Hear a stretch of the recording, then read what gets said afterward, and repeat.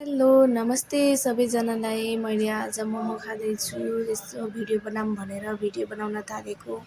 यो चाहिँ मैले गोर्खाली मोमो हाउस भन्ने रहेछ मिलन चोक भन्दा पनि हजुरको यो भुड्की चोकतिर रहेछ। त्यहाँ गएर यसो मम्मीसँग बसेर यो मोमो खाँदै। यो मोमो चाहिँ एकदमै मिठो थियो। मसँग मेरो भाइ मेरो मम्मी दुईटैजना जानुभएको थियो। अनि यो भाइले पनि खाँदैछ मोमो, एकदम मिठो लाग्यो उसलाई पनि। मम्मीलाई चाहिँ त्यति मन परेन गरे, ठिकै थियो भन्नुभयो।